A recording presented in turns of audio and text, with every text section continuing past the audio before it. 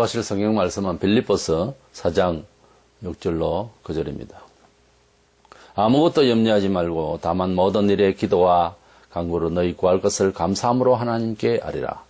그리하면 모든 지각에 뛰어난 하나님의 평강이 그리스도 예수 안에서 너희 마음과 생각을 지키시리라.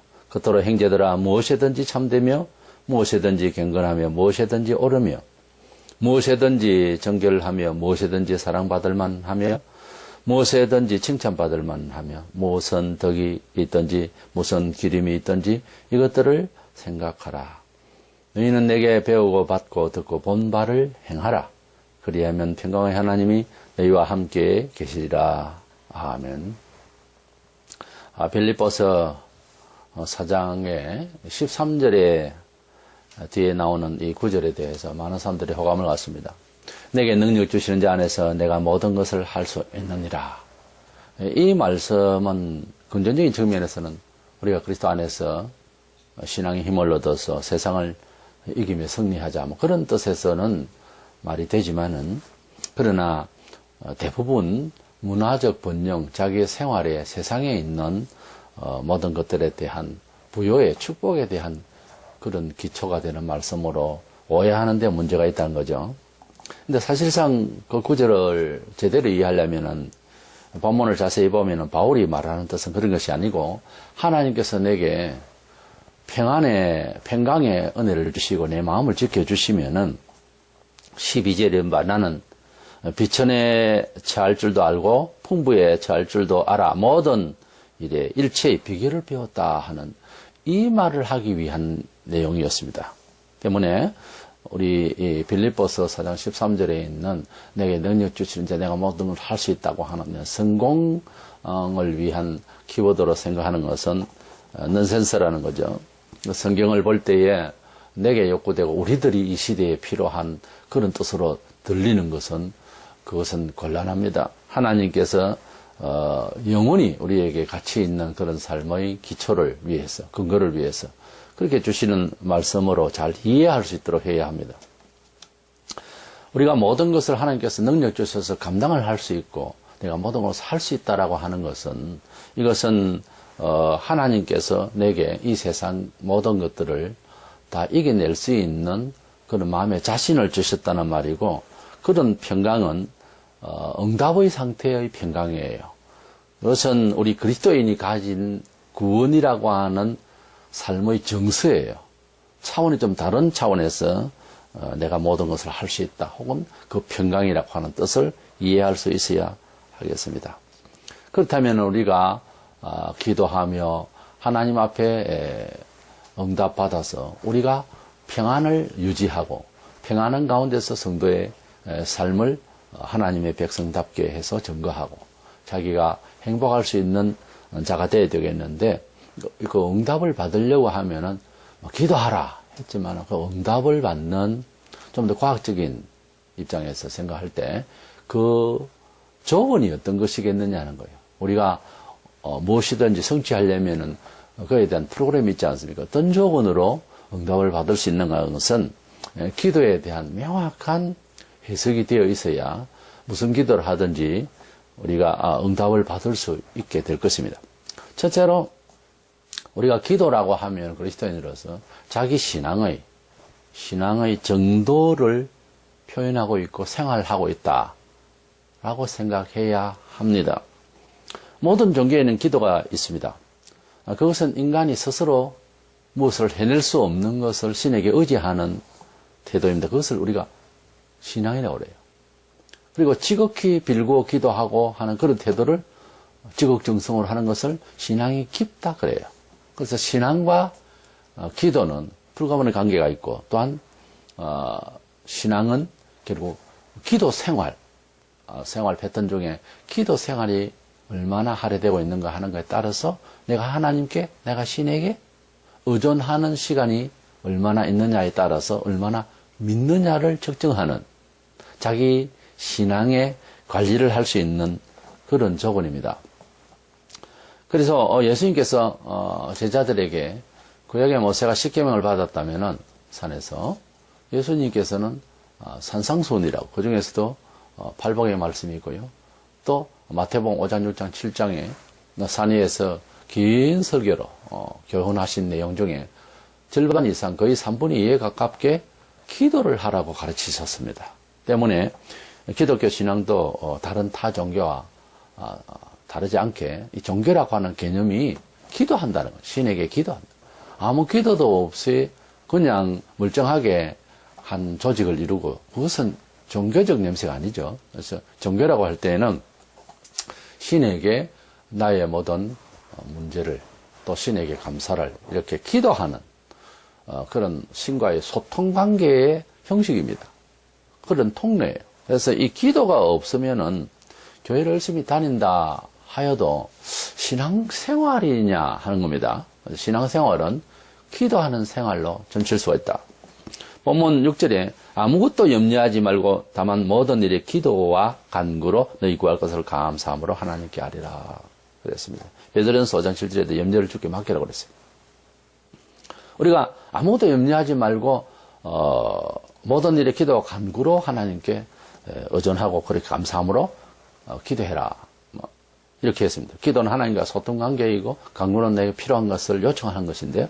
우리가 하나님과 소통하고 그래서 하나님을 만난다고 하는 분위기는 사람과 사람이 만나는 거고 사람이 물질을 만나는 의식이 틀리죠. 하나님을 만난다고 하는 것은 바로 기도 가운데에 기도의 통로로 만나는 겁니다. 그러니까 늘상 기도하는 마음으로 성도들은 하나님과의 교제가 이루어져야 되겠죠. 그리고 간구는 특별히 시간을 내서 어떤 제목을 넣고 무엇을 달라고, 무엇을 교정해 달라고, 무엇을 해석해 달라고, 해결해 달라고 이렇게 청을 하는 것을 간구하는 것이라고 합니다. 그런데 아무것도 염려하지 말고 하는 이 표현이 우리가 듣기에 우리 한글은 그렇습니다. 문장에 있어서 잘 알아들어야 되는데 아무것도 염려하지 말라는 말은 아무런 생각이 없이 그냥 살아라 이런 뜻이 아닙니다. 아무것도 염려하지 말라는 이 말을 좀 더 바르게 해석한다면은 염려되는 모든 것들을 너 스스로 염려하지 말고 그런 뜻이에요. 우리가 염려를 한다고 하는 것은 많은 생각을 한다는 뜻이에요. 아무 생각이 없는 사람 특별히 염려합니까? 그리고 정신적으로 문제 있는 사람 아무 걱정 안 합니다. 바보는 즐겁다고. 그러니까 세상이 이렇게 복잡해지고 또 이런 세상이 아니라도 농경사회 시절이라도 또 농사를 짓고 있는 사람도 있는데 지구촌의 모든 삶에 있어서 무엇을 하든지 어떤 시간에 임했든지 간에 발전을 위하고 계획이 있고 이런 사람은 항상 생각이 많고 염려도 되고 그럴 수밖에 없겠어요. 그래서 염려가 전혀 없으라는 뜻이 아니고 그 염려를 주께 의존해서 해결하도록 하라는 거예요. 그래서 스스로 염려하지 말고 그 말은 염려가 하나도 없다는 사람은 이상한 사람이죠. 삶의 정신이 태만하거나 문제가 있는 거예요. 꿈이 많고 활동 능력이 많으면 근심도 생기는 법이고 또 계획을 또 업해서 비전을 이렇게 세우면은 여러 가지 필요한 것들이 있기 때문에 하나님께 기도해야 되는 것입니다. 근데 문제는 이제 이것을 스스로 해결하려고 하지 말라는 거죠. 모든 것을 주께 맡겨서 감사함으로 간구해라. 그래서 모든 아무것도 염려하지 말고 하면 생각이 없어요. 그 말이 아닙니다. 염려를 너 스스로 염려하지 말고 그런 뜻이에요. 사실은 아무 생각 없이 어떤 계획이 없이 어떻게 우리가 삽니까? 성경에서 얼마든지 우리에게 계획하고 또 여러 가지 추산을 하라고 했습니다. 성경에는. 그게 자연스러운 생각이죠. 누가복음 18장 8절에 보면 말세가 되면은 믿음이 상실될 것을 예언하셨습니다.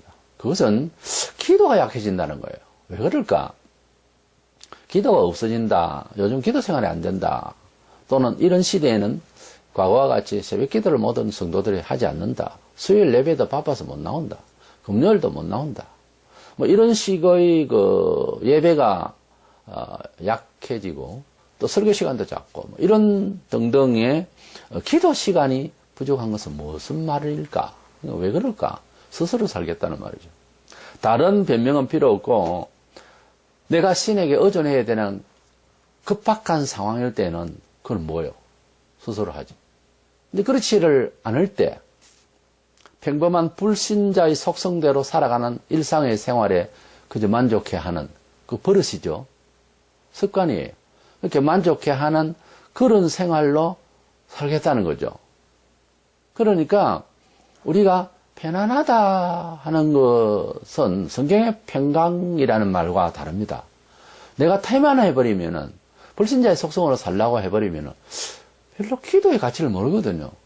그런데 환란이 오거나 이럴 때는 아무리 잘 먹고 잘 사는 사람이고 뭐 별 걱정 없이 의식주 생활 속에 이렇게 살던 사람도 걱정이 되잖아요. 그런데 전쟁이 일어나거나 큰 환란이 있거나 개인적으로 어떤 충격적인 일이 있기 전에 또 10사람이라도 그 중에서 기도를 열 수 있다. 같은 환경이에요. 세속으로 말하자면 별 걱정이 없는 집안인데도 왜 절절히 기도하고 하는가? 그 사람에게는 계획이 있어서 그래요.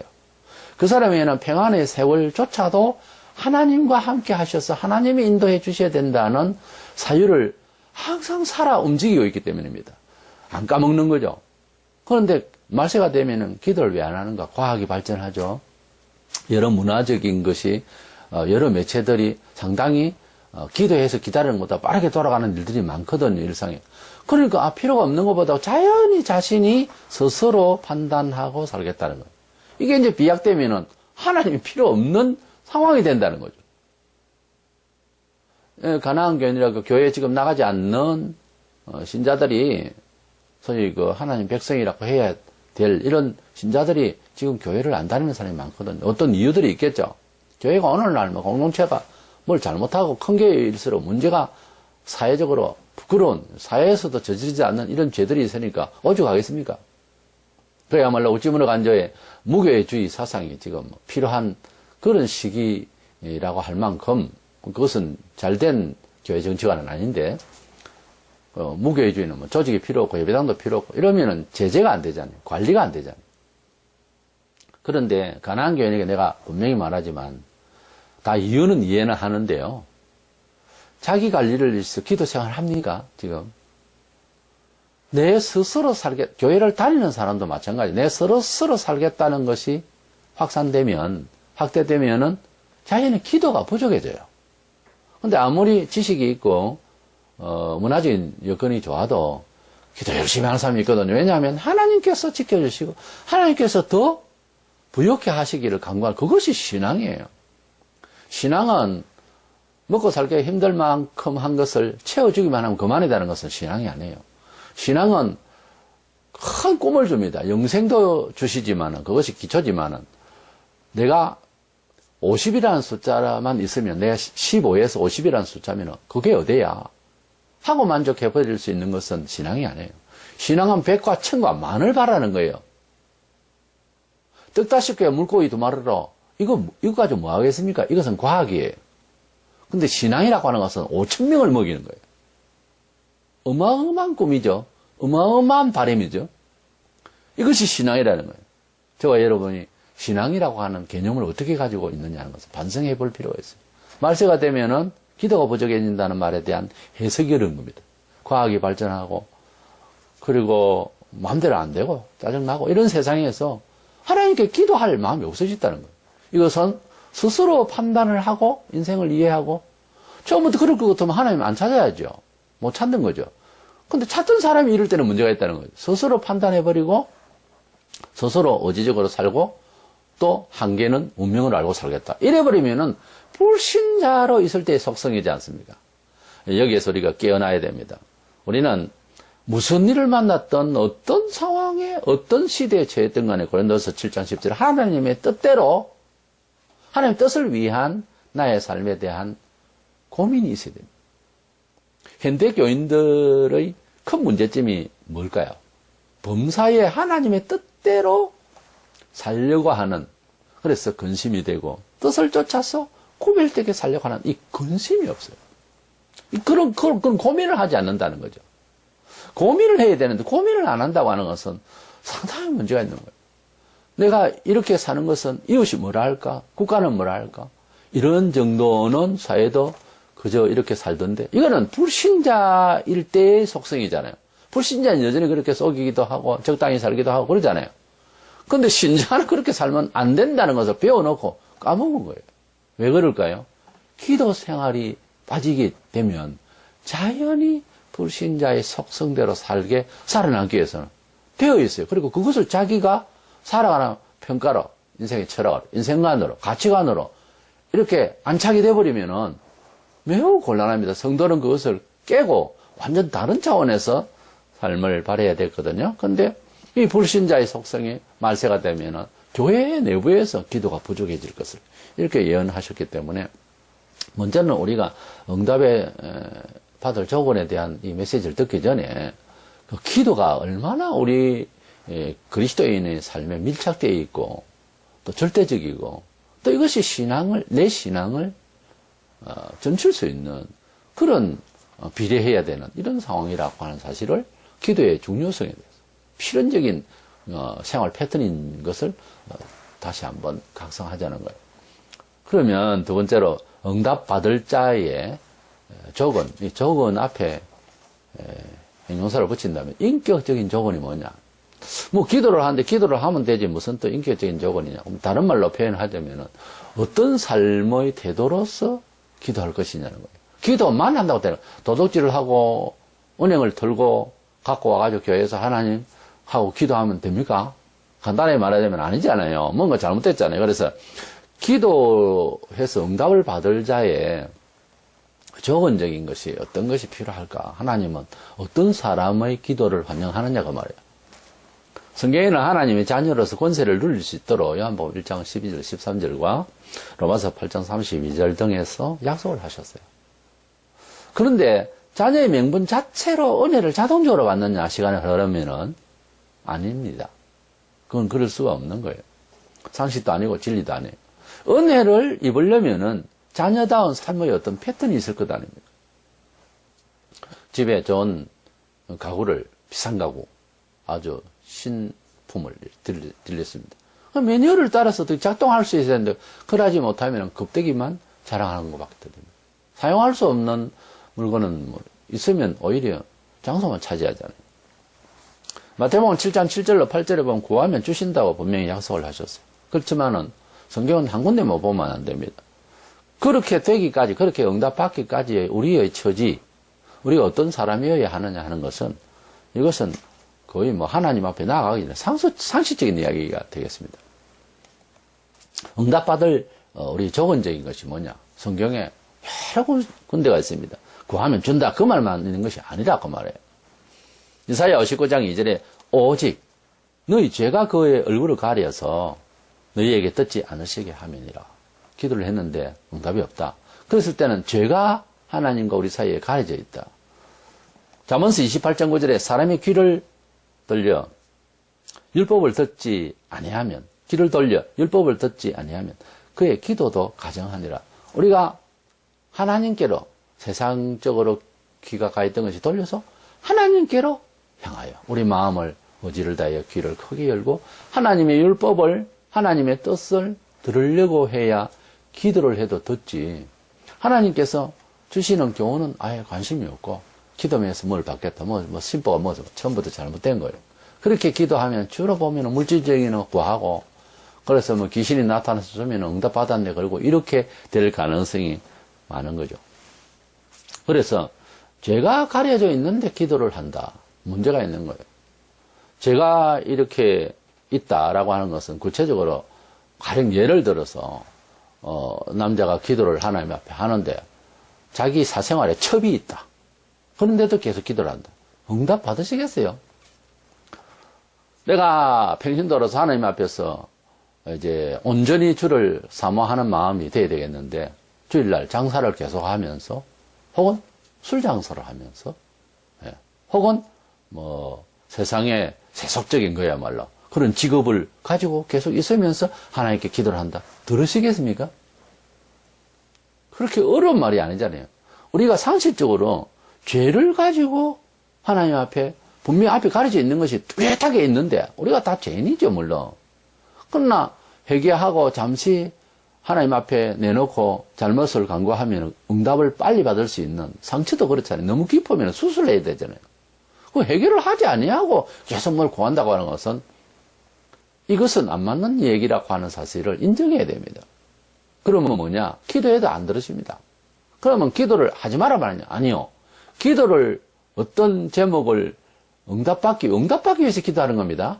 간구하는 겁니다. 간구하기 전에 하나님과 나 사이에서 기본적 관계를 잘못하고 있는 것을 정리를 해야 돼요. 그러니까 주일 성수가 안 되는 사람은 주일 성수를 할 수 있는 것을 먼저 해야 좋은 일이 생깁니다. 기도를 안 해도요.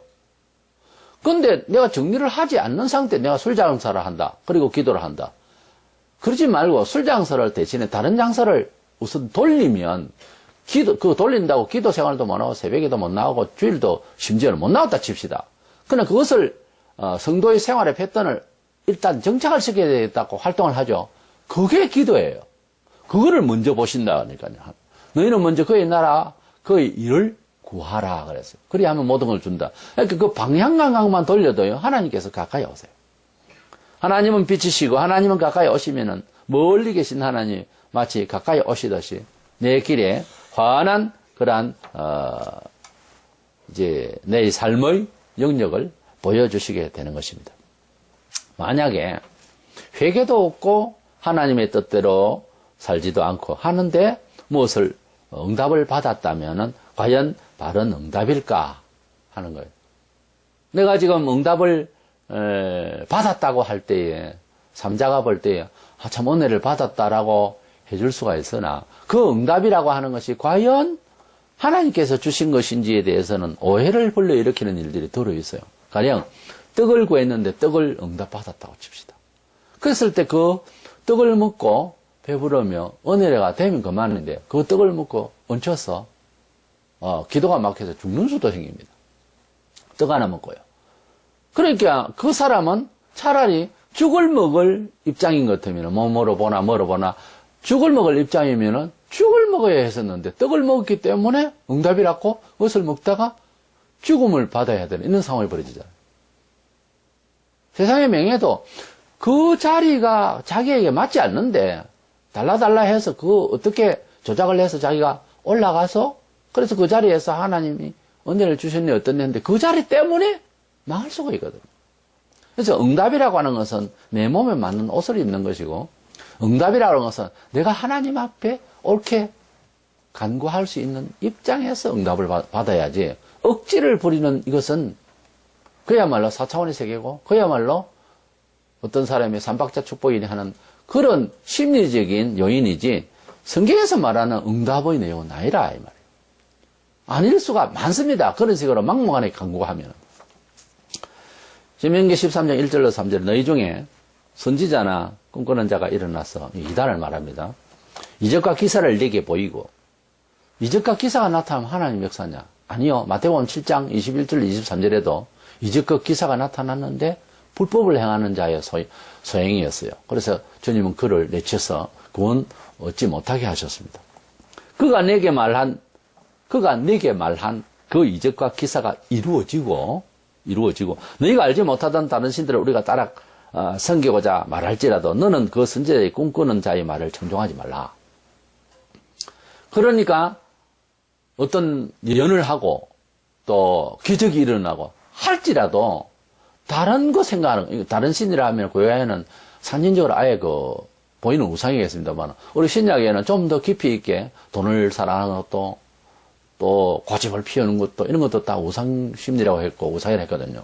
하나님보다 다른 것을 아주 뭔가 마음을 바치듯이 너무 절절히 좋아하는 것은 그것은 우상 심리인 거예요. 그 자체가 우상이라고 본다고. 그러니까 철학적으로는 종교 철학적으로는 보이지 않는 우상이죠. 그래서 이렇게 우상적인 그 우상적인 것은 그것이 또 세속적으로 가요. 희한하게 신비주의자들이 보면 돈을 더 좋아해요. 그래서 그런 쪽으로 흐르면서 복음을 이야기하고 소위 이적을 일으킨다. 그런 목사들이 있죠 지금도. 그런 사람은 따라가지 말라고 말해요. 이렇게 하나님의 역사라고 하는 것이 보이는 그런 평가를 할 수 있는 것도 있는데 뒤가 중요해요. 그 사람의 삶의 배경이 같이 가야 되는 거예요. 여기에서 다른 것을 좋아하게 하고 세속을 좋아하게 하고 하면은 이것은 거짓 선지자에 가깝거나 문제가 있는 거라고요. 그렇게 가지 마라. 네가 하나님을 진심으로 사랑하는데 내가 시험하기 위해서 그런 사람들을 시대마다 때마다 두었다라고 하는 말이 본문에 이렇게 3절에 나옵니다. 그러므로 응답을 받기 위해서는 응답 자체가 간절하기 전에 응답을 받을 수 있는 인격적인 요소가 우리 삶의 패턴에 정착을 해야 되겠는데, 또 매일 준비가 돼야 되겠는데, 무엇을 달라고 할 때, 아무리 귀엽고 사랑하는 손주라도, 손에 흙을 묻히고 더럽게 해가지고서, 이제, 할아버지에게 뭘 달라고 하면, 손에 이거 쥐어주기가 어렵잖아요. 손을 닦고, 닦아주시든지, 아니면 손을 씻고 오느라, 이렇게 해서 뭘 손에 쥐어주지 않겠어요, 음식을? 같은 이야기죠. 그렇다면 우리는 하나님 앞에서 어떻게 손을 씻고 어떻게 준비하는 걸까요? 두 가지입니다. 하나는 응답을 받으려면은 성도의 삶의 불신 속성으로서 살던 철학 말고 신자로서 교회 생활 중심의 어떤 생활 패턴을 성도, 하나님의 자녀, 그리스도인이라고 하는 명분에 맞는 생활 패턴을 생각을 하면서 살려고 해요. 그러니까 늘 항상 이거 하나님 뜻일까? 성도로서 이렇게 취급하는 게 맞을까? 이렇게 생각을 해야 되는 거예요. 불신자들도 생각은 있지만은 자기 소욕을 위해서 이기적이고 심지어는 남에까지 빼앗는 이런 식으로 자기 생각만 하잖아요. 우리는 우리 생각이 아니고 누구 생각? 예수 생각. 하나님이 보실 때 뭐라 하실까? 이걸 내가 가져도 되고 안 가져도 되는데 하나님이 보실 때는 어떻게 덕스럽게 생각하는 부분일까? 어느 것일까? 이렇게 되는 거예요. 이렇게 해도 되고 저렇게 해도 되는 부분이 많잖아요, 세상에. 그러나 절제를 요구하시면 절제를 해야 하나님이 좋아하시는 뜻이라는 거예요. 그런 마음을 가지고 기도를 하라는 거예요. 그 말입니다. 그래서 응답을 받을 조건에 있어서 성도의 삶의 기준을 생각을 하라는 거예요. 성도의 삶의 기준을 생각을 하라. 본문 8절에 보면 겉으로 형제들아 무엇이든지 참되며 무엇이든지 경건하며 무엇이든지 옳으며 무엇이든지 정결하며 무엇이든지 사랑받을 만하며 무엇이든지 칭찬받을 만하며 무슨 덕이 있든지 무슨 기림이 있든지 이것들을 생각하라 그랬어요. 이 8절 한 절에 무엇이든지 생각하라 이런 말이 8번이나 나옵니다. 우리 성경에 강조를 하기 위해서 꼭 그렇게 해야 되는 그런 명령을 내리실 때는요, 2번, 3번 거듭하게 되어 있습니다. 아무리 그렇죠. 그래서 성경에서 많이 나오는 단어, 또 많이 말씀하시는 교훈, 이런 것은 더 중요하다는 거죠. 그런 뜻이죠. 우리도 그렇게 생활을 하고 말을 하잖아요. 그러니까 성경은 우리가 일상에서 이해하는 정도에서 그 톤으로 원래 기록을 하시고 있는 겁니다. 무엇이든지 간에 참되고 진실하고 무엇이든지 경건하고 무엇이든지 옳아야 되고 무엇이든지 정결하고 모험하고 하나님의 것으로 거룩히 구별되고 무슨 일이든지 하나님으로부터 사랑받을 만하고 칭찬받을 만하고 명예로워야 되고 무슨 덕이고 간에 높이 칭찬받을 만한 사람들로부터 그렇게 온전히 좋아라고 하는 거예요. 이렇게 단순한 이야기 아니고 성도들이 매사에 예민하게 하나님의 성품다운 그런 스타일로 내가 자녀답게 살도록 근심을 하고 생각을 하라는 거예요. 그렇게 살도록 매사에 무슨 일이든지 그 무엇이든지로 번역을 하는 게 바른 번역입니다. 무엇이든지 간에 다 옳아야 된다는 거예요. 세상 사람들은 굳이 이렇게 안 해도 되는데 무엇이든지 참되고 진실하고 거룩되고 경건하고 옳아야 되고 이렇게 칭찬받을 만하고 명예로워야 되고 무엇이든지 그래야 되니까 쉬운 생활 패턴이 아니잖아요. 그건 나 모르겠고 기도해야 되겠다. 그건 아니라 이 말이에요. 이 생각을 깊이 하라 할 때 로기조마이라고 하는 생각을 한다는 이 말은 소우로 계산을 하고 알아차리라 이런 뜻이에요. 생각을 하라는 이 로기조마이라는 말이. 그러니까 지극히 성도다운 인격적인 삶을 살기 위해서 예민하게 디테일하게 좀 자세히 생각을 하라는 거예요. 교인들이 무슨 사업을 하든지 생활을 하든 무슨 직업을 선택을 하여서 나서려고 할 때도 생각을 하고 출발을 해야 됩니다. 아무 생각이 없이 그냥 현실에 극복해서 그냥 아무거나 직업을 한다고 하는 것은 이것은 기도를 해도 응답을 못 받을 조건이 되는 거예요. 그러니까 기도는 조금 부족한데 바르게 살라고 근심을 하는 사람 또는 바르게는 안 사는데 기도를 많이 하는 사람 어느 사람이 응답을 받겠습니까? 당연히 하나님 앞에 스타일이 맞는 사람을 복을 주십니다. 기도 생활은 좀 부족하지만은 하나님이 그 사람의 삶의 태도를 봐서 그게 원래 같이 가겠습니다만은 하나님이 그 사람에게 더 관심을 가지실 것이라 그 말이에요. 밤새도록 기도했는데 그 다음날 싸우고 도둑질하고 한다면 헷갈리잖아요. 쳐다볼 때 우리가 봐도. 제가 하는 말씀은 그 말입니다. 성경에 보면 이렇게 이 본문에서 응답을 받고 지켜주시고 하기 전에 이러한 것들을 생각을 하라는 거예요. 그 다음에 두 번째로 어떤 인격이 삶의 패턴이 중요하나 하면은 역시 생각을 하게 되면 그걸 간절히 하게 되면 행동으로 가죠. 그래서 바울은 행동을 하라고 그 생활을 실천을 하라고 하는 것입니다. 실천을 하는 생활에 대해서는 부담이 싹 들죠. 야고보를 통해서 야고보서에서 성도의 합당한 행위에 대한 삶에 대해서 분명히 권면을 하고 있고 명령도 하고 있는데 무관심을 하는 편이죠. 우리가 부담이 하니까. 그러면서 교회 생활을 열심히 하겠다. 이게 앞뒤가 안 맞는 말입니다. 우리 성도들은 힘들어요. 예수 믿는 게 원래. 그 의무가 아니고 내가 잘 되기 위해서 그런 겁니다. 영혼이 팽령을 이루고 육신이 잘 되고 나의 삶이 잘 되기 위해서 미래가 좋기 위해서는 어렵습니다. 누가 대신할 수가 없어요. 또 중요한 것은 굉장히 힘들어요. 남들이 같이 하는 일에는 동조하기가 쉽지만은 홀로 살아야 돼. 어차피 인생은 홀로 오지 않습니까? 자기와의 싸움에서 잘해야 남에게도 잘 되고 서로가 협력하는 데 힘이 됩니다. 내가 나에게 잘 못 싸우면은 남하고도 싸울 수가 없어요. 잘 원래. 본문 9절에 너희는 내게 배우고 받고 듣고 본 바를 행하라. 그리하면 평강의 하나님이 너희와 함께 계시리라. 하나님이 우리와 함께 계신다. 이 말을 먼저 내뱉기 전에 내가 그런 삶을 사는 것이 더 앞서야 하는 것입니다. 예수를 믿으면 영생을 약속받지만은 그래서 예수 믿으면은 영생을 받는다는 것은 굉장히 간단명료하고 다른 조건을 붙이지 않습니다. 다른 여건이 없어요. 딱 예수를 나의 구주로 내 죄를 위해 돌아가시고 부활하시고 그래서 예수님을 믿으면 영생을 얻는다. 속죄받고 영생을 얻는다.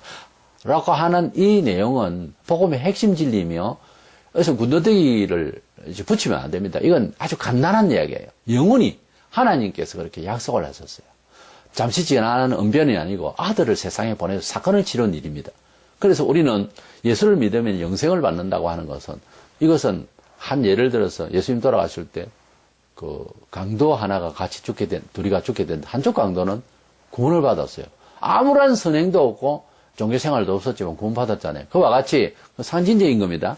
사실이면서도 그 사건이 우리가 하나님 앞에 구원을 받는다고 하는 것은 인간의 모든 선행이나 생활 태도나 이런 것은 지금 관련이 될 수가 없어요. 관련이 될 수가 없고 오직 구원은 예수 그리스도 보혈로 이루어진다. 그러나 생활에 있어서 우리가 잘 되고 하나님 나라를 왕성케 하기 위한 상을 위한 이 일은 우리의 부지런한 노력이 반드시 따라야 돼요. 저절로 되는 것은 아닙니다. 물론 하나님께서 힘을 주시고 하지만 우리가 감당을 해야 되는 거예요.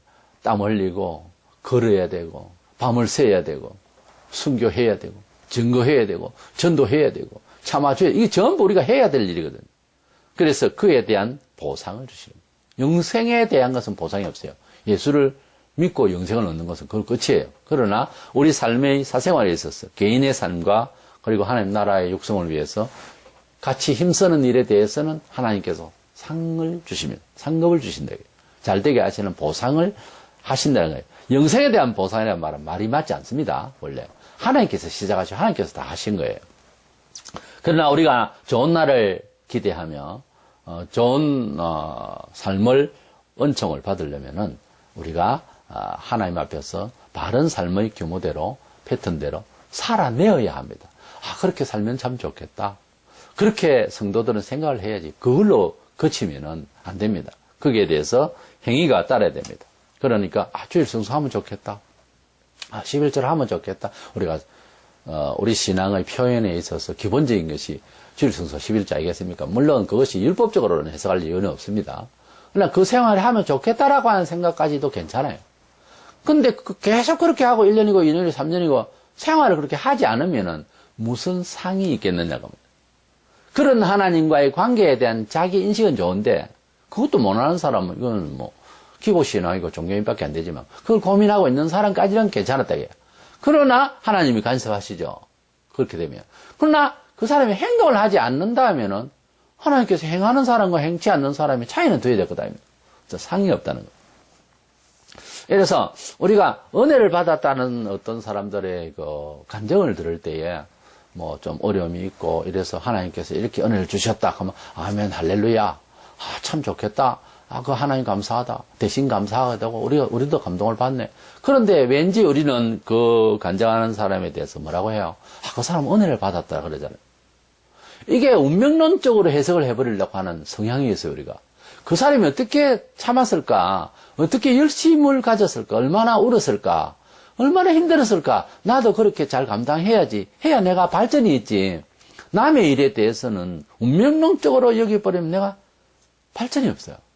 그래서 하나님께서 제가 하는 말은 남의 간증을 들었을 때 어떻게 해라는 말이 아니라 그런 하나님의 역사는 반드시 어떤 과정이 있어서 이루어진 것에 대해서 생각을 해야 내도 상을 받기 위해서는, 은총을 받기 위해서는 내가 그 과정을 밟아야 된다는 거예요. 그 과정이라는 게 뭐 스펙을 쌓듯이 이런 것이 아니라 사실은 하나님 백성이 은총을 받는 것이 돈과 명예 이런 것이 아니고 자기와의 싸움이에요. 자기가 정결하게 자기가 하나님의 뜻대로 살려고 하나 모르면 배우고요. 그래서 규모 있게 이렇게 돌아보면은 우리가 사실 돌아보면은 열심히 있는 신앙생활 잘 안 하고 있잖아요. 얼마나 태만합니까? 다른 사람 상대적으로 보세요. 열심히 하고 기도하고 뭐 산기도도 가고 막 이런 사람은 그러면 시간이 남아서 그럽니까? 꼭 그렇지 않거든요. 근데 나는 그렇게 안 해도 사는데 이러고 있잖아요. 이 차이점에 대해서 반성을 하라는 거예요. 우리가 그리스도에 붙잡히면요. 잘 먹고 잘 사는 일이 아닙니다. 항상 바쁩니다. 아무리 돈을 많이 가지고 아무리 명예가 높아도요. 항상 부지런히 기도하게 돼 있어요. 그것이 신앙생활에 살아있는 신앙이거든요. 그 신앙이 살아있지 않는 사람은 삼자가 볼 때 못 살고 병들고 힘들어도 태만하고 있다고 하는 것입니다. 사실이거든요, 그게. 그렇지 않아도 평범한 신앙생활을 한다는 사람들조차도 사실은 상당히 잠자고 있는 거예요. 그것을 크게 깨우치기 전에는 항상 뭐 자기 만족과 자기 평가를 가지고 있습니다. 예사시간. 그러나 신앙심이 부글부글 끓듯이 이렇게 되어 있는 사람이 바라보면은 말도 못하게 게으르고 있는 거예요. 말도 못하게 태만하고 있다고요. 그것이 어떻게 보면은 죄스러울 정도로 그렇다는 거예요. 아니, 죄스러워요. 죄스러운 게 아니라 죄 중에 있는 거예요. 불신자들은 행동이 잘못되면 죄지만 신자는 행동하지 않는 것을 행동해야 되는 것을 행동하지 않는 것도 그 신앙생활에 그것도 죄가 되게 돼 있어요. 그러니 항상 죄인이죠. 근데 본인은 죄가 없다고 그래요. 우리가 하나님 앞에 열심을 내지 않는 것조차도 죄스럽다니까요, 그게. 게을르지 말라고 그랬어요. 열심을 품고 주를 섬기라. 안 열심 품고 주를 안 섬기면은 명령에 어긋나잖아요. 그래서 우리가 기도하며 하나님께 응답을 받아서 그 은총을 받고 우리가 평강의 은혜를 사생활을 우리가 평강한 은혜를 받는다고 하는 것은 복이잖아요. 우리가 오랜만에 친구를 만나거나 이러자 평안을 빌라고 주님이 말씀하신 대로 우리도 그렇잖아요. 잘 있는가? 잘 살았나? 그러잖아요. 이게 뭔가 아마 삶이라고 하는 중심에 평안함이 더 이상 좋은 것이 없죠. 우리가 삶을 살아가면서 경우가 다 다른데 환자가 되어 있다든지 충격을 받아서 또는 사업이 망해서 빚을 져서 큰 사고를 당해서 자연재해를 받아서 여러 경우에 우울한 사람들이 얼마나 이 시간도 많습니다. 근데 우리가 평안하고 감사하고 그런다면은 그것은 참 큰 은혜예요. 태만은 아니지만은 평강의 은혜를 받았다면은 그것은 참 큰 은혜지 않습니까? 7절에 보면은 하나님의 평강이 그리스도 예수 안에서 너희 마음과 생각을 지키시리라 그랬고요. 이게 잘 들어야 됩니다. 9절에서는 그리하면 평강의 하나님 너희와 함께 계시리라 그랬습니다. 지키신다는 버루레오라는 말은 수비대가 적의 침입을 막아주고 있다. 단단히 그런 뜻이고요. 하나님의 평강이라고 하는 그 헬라 에이레는 그 히브리어 샬롬인데 유대인들은 전쟁도 많이 치르고 그래서 서로 만나면 우리가 안녕하세요. 과거에 먹고 살기 힘들 때는 어른들 보고 아침 진지 잘 주셨습니까? 그렇게 인사를 했죠. 친구들끼리 밥 묻나 뭐 이런 식의 인사가 있었던 것처럼 유대인들은 만나면 샬롬 그래요. 평화, 평강. 그것은 뉘앙스가 뭔가 하면 안녕하세요, 잘 계세요 이런 뜻이에요. 이 평강, 샬롬이 우리에게 임재한다고 하는 것은 모든 생활 속에서 하나님이 소통한다는 뜻이고요, 현재. 그리고 하나님이 주시는 은혜로 살고 있다는 그런 뜻이에요. 평강이라고 하는 것이, 샬롬이라고 하는 것이. 이것이 우리에게 있다고 하는 것은 하나님이 지켜주시고 있다는 거예요. 그래서 이 본문에서 7절에 말하고 있는 거, 9절에 말하고 있는 평강이 너희 마음을 지켜주실 것이다. 너를 지켜줄 것이다. 너에게 평강이 있을 것이다. 이런 말은 기도의 끝의 결과예요.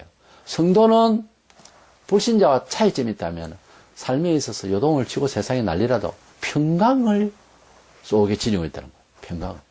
그런데 신앙이 안 돼 있는 사람은 멀쩡하게 있는 것 같아도 어떤 세상이 충격이 가면은 불안해해서 삽시간에 사람의 얼굴도 변하고 자기 것이 손해볼 것 같아가지고 두렵기도 하고 사람이 말을 다르게 해버려요. 그것은 평소에 웃고 있던 그 얼굴이 변하거든요. 이것은 평강이라고 하는 하나님이 주시는 은혜를 지금 받은 상태가 아니고 신앙의 나태해서 그래요. 신앙에 나태해가지고서 생각이 없이 편안하게 지내는 그야말로 육신적 편안하고 그런 육신적 생각, 느낌, 정서하고 하나님이 함께 하셔서 주시는 평강하고는 많은 차이가 있습니다. 하나님이 주시는 평강은 아무리 요동을 해도 그 자리 그대로 있어요. 그러나 떡을 먹고 배부르고 이럴 때는 제자들도 힘났죠. 근데 배를 타고 가다 풍랑을 만났을 죽겠죠. 그러나 예수님은 그때나 이때나 바람을 잔잔케 하고 평안은 계속 되잖아요. 요동이 없어요. 근데 우리 사람은 신앙이 안 돼 있으면은 요동을 치거든요. 아무리 편안하게 보이는 사람이라도 전쟁이 터지거나 하나님은 어떤 메시지에 한번 꽂히면은 막 요동을 치거든요, 사람이. 그러니까 평소에 그 평안한 게 아니었다 이 말이에요. 신앙으로 인한 평강은 적어도 앞에 말한 무엇이든 참되고 그렇고 이런 준비가 되어 있는 사람으로서 기도했을 때에 임재하는 것이지 성경에 말하는 평강은 태평에 태만에 그런 거하고는 아무 상관이 없어요. 딴 뜻이에요. 그 잘못된 평강 쏟고 있는 그것을 걷어내고 하나님이 함께 하시는 것은요 매우 긴장스럽고 예민하면서도 편안합니다. 이것을 맛보아야 됩니다. 매사에 하나님 뜻대로 살려고 하는 긴장이 있으면서 평안한 겁니다. 이거는 태만하게 편안한 거하고는 틀려요. 그래서 이 평안하다고 하는 것은 아무 생각이 없는 것이 아니라 여러 생각을 하는데도 하나님께서 함께 하시는 거예요. 세상적으로 그냥 편안하다는 것은 어떤 면에서는 태만이고 자기 자신을 포기한 사람들이 가지고 있는 아무 생각 멍 때리는 사람 있잖아요. 유체 이탈 비슷하게. 그래가지고 멍하게 이런 식의 정서로 살아가는 세상. 아무 주일날 교회 안 가도 별 불안하지도 아니하고 심지어요 죽음이 오고 심지어 큰 충격적인 일이 와도 별 사람이 요동치도 않고 그 완전 자포자기한 상태예요. 이것이 우리 신앙생활이라고 하는 기독교인에게 만약에 나타난다면은 굉장히 이것은 곤란한 거예요. 예루살렘 성이 무너지기 전에는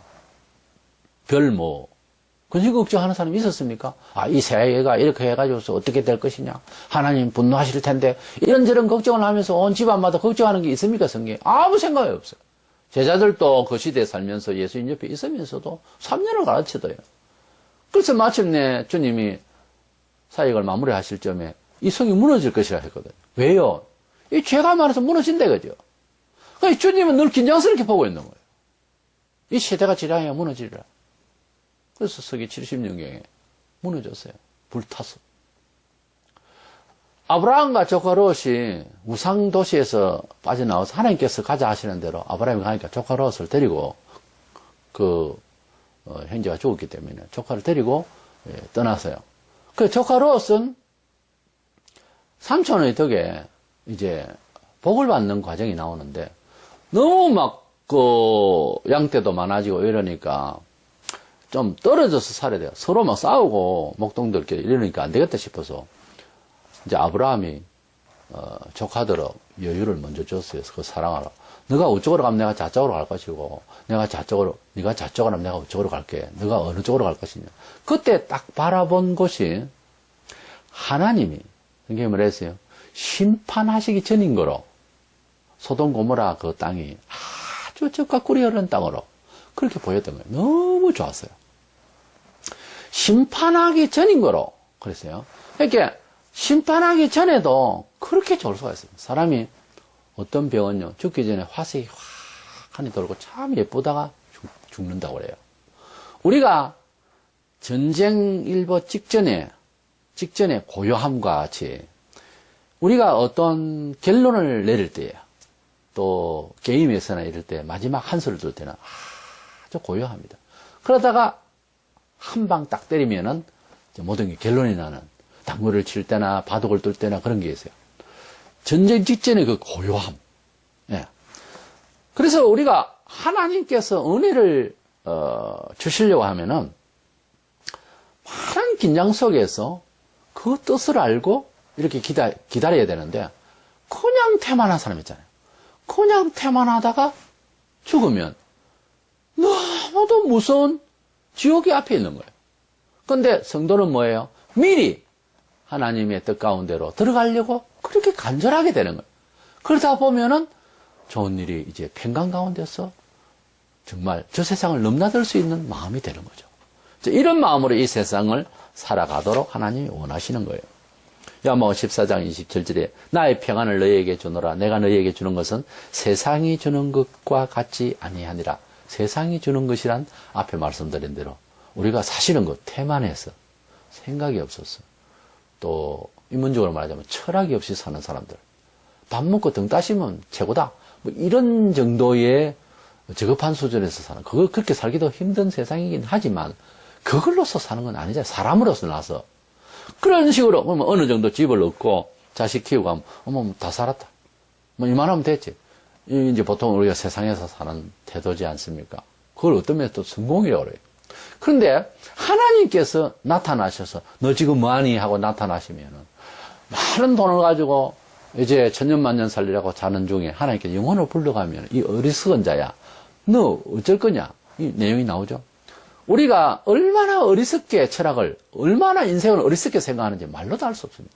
이것은 태만이고, 이것은 살다 보니까 힘들어서 자포자기하는 마음으로 자기를 자위하는 거죠. 자기를 위해서 자기 스스로 위하는 거예요.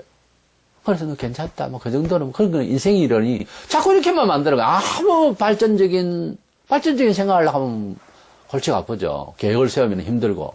그렇지만 그렇게 사는 것이 맞잖아요. 그런 가운데서 염려를 주께, 계획을 주께 드리면서 내가 응답을 받고 하나님 힘주시는 대로 또 내 노력과 또 최선을 다할 때 상을 주시고 은총을 주시고, 어떤 사람은 인생 7, 80년의 생활을 살면서 어마어마한 일을 했는가 하면은 나 같은 경우에는 별 일이 없었다. 여기에서는 반성이 있어야 되지 않습니까? 아, 그 사람은 잘 될 수 있는 기회가 있었겠지. 천만에요. 너무너무 힘든 가운데서 위대한 그런 생애를 만든 사람이 많거든요, 역사에. 그런 사람들은 꿈이 있어서 그래요. 그런 사람들은 기도를 했고, 그런 사람들은 열심히 노력했고, 죽을 고비를 몇 번씩 넘긴 거예요. 그걸 하기 싫어서 태만한 나를 돌아보라, 이 말이에요. 성경에서 신앙의 평강은 세상이 가지고 있는 평강, 주님 그러죠. 세상이 주는 것 같지 않다. 세상에도 돈이 없다가 있으면 마음 편하잖아요. 좀 생활이 구비가 되어 있으면 또 편하잖아요. 그러나 그 평안과 내가 너희에게 주는 평안은 다르다. 경험을 해봐야 다른 줄 알죠. 우리가 우리 자신을 이제 돌아봐야 됩니다. 말세에 제일 중요한 것은 기도 생활이 부족해진다. 과연 그런 기도 생활이 부족한 그런 가운데 있지는 않는가. 우리 자신을 돌아보고요. 우리는 삶을 선택하고 이렇게 일궈 나갈 때 이것이 하나님의 뜻대로의 선택인가 고민해보지 않고 한다면 고민할 수 있도록 해야 됩니다. 무엇이든지 절제와 거룩과 하나님이 칭찬하실 만한 일인가. 이걸 먼저 생각해야지. 이것은 이득이냐 아니냐. 이것만 생각하거든요. 이것은 물질주의는 사실 영혼을 망하게 한다고 하는 것은 잘 알면서도 그래요. 그리고 하나님께서 우리에게 상 주시기 결정적인 그 조건은 뭐예요? 하나님의 뜻대로 사는 겁니다.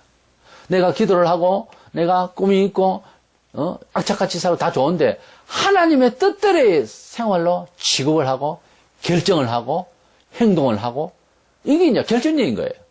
그래서 응답의 조건은 궁극적으로는 하나님 뜻대로 행해야 됩니다. 새벽에 기도를 하고 철을 하고 이것도 자기를 돌아보고 은혜를 받는 게 중요하지만은 그 전에 나의 삶이 함께 가야 될 게 뭔가 하면 하나님의 뜻대로 근심되어지고 근심되어진 그 뜻대로 실질적으로 살아야 되는 거예요. 말만 가지고 안 됩니다. 좋은 뜻만 이야기해서는 안 된다고 말해요. 실질적으로 사는 것은 여지없이 누구나 장사가 없어요. 다 어려워요. 하나님 뜻대로 왜 안 살아질까? 저 사람은 쉬운데 쉬운 사람 없습니다. 사람으로 나서는요 체질이 똑같아요. 자기를 인내하고 희생하고 저 사람에게 짓눌리기 싫고요. 어려운 소리 듣기 싫고요. 똑같습니다, 사람은. 그러나 그것을 행한 사람 이야기의 사연은 공통적인 것이 울면서 그 길을 간 거예요. 너무너무 힘들기 때문에. 아, 그 사람은 참 용하다. 어떻게 그렇게 그렇게 살아갈 수 있었을까? 천만에요. 잘 살아갈 수 있었다고는 아닙니다. 매우 매우 고독하고 힘들고 뼈가 녹듯이 그렇습니다. 다 그렇게 해서 복을 받는 거예요. 응답의 적은 오늘 새삼 돌이켜봅니다. 기도만 한다고 되는 건 아니고 응답받을 적은적 성도다움의 생각과 그리고 삶을 그렇게 살아 이르기 있느냐에 따라서 하나님은 지금도 역사하시고 지금도 복 주실 줄로 믿고 응답의 조건에 맞는 사람다운 삶을 생각하고 생활하는 저와 여러분 되시기를 축원합니다.